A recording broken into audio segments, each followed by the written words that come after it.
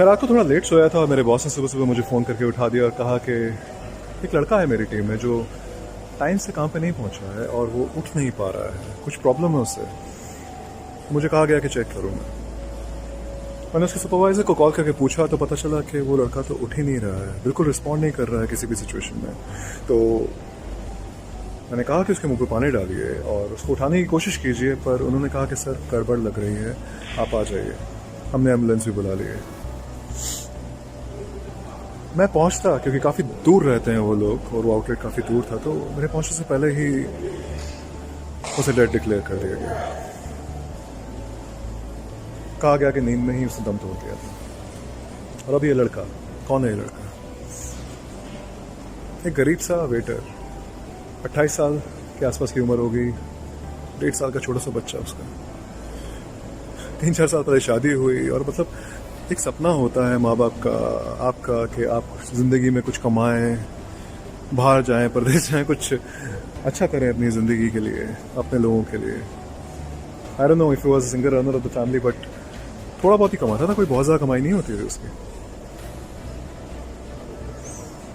कोई ऐप नहीं था उसमें, ना सिगरेट पीता था, ना शराब पीता था, ना कोई गलत काम करता था, ना ड्रग्स लेता था।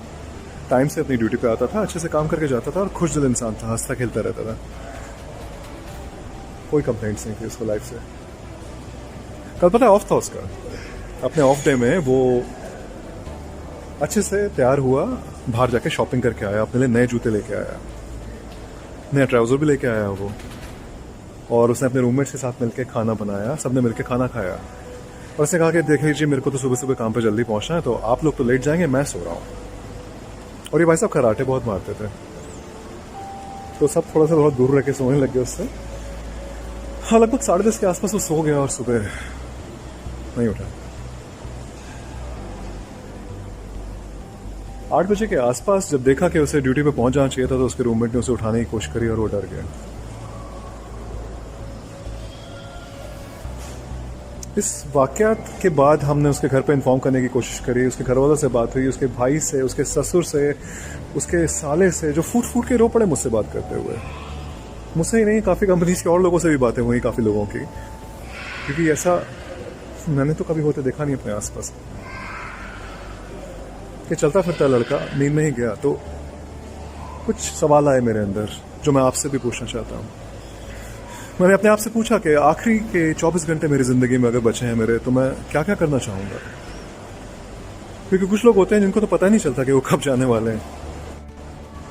हम ना जाने कितनी परेशानियों को पाले रखते हैं, कितनी मुश्किलों से गुजरते रहते हैं, और कभी कभी छोटी छोटी बातों को लेकर परेशान रहते हैं। ये नहीं जानते कि कब कितना टाइम है हमारे पास। और ये जो गिफ्ट है, ये लाइफ, ये प्रेजेंट में नहीं जी के किसी और भी दुनिया में जीते रहते हैं।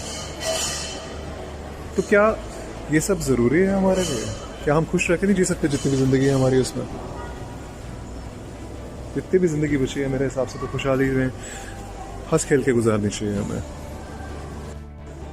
मेरे दिल से दुआ निकलती है उसकी फैमिली के लिए, उसकी आत्मा के लिए, उसके घर वालों के लिए, कि वो उनको हिम्मत दे भगवान थोड़ी सी इस बुरे टाइम से, इस मुश्किल टाइम से निकलने की और उसको झेलने की।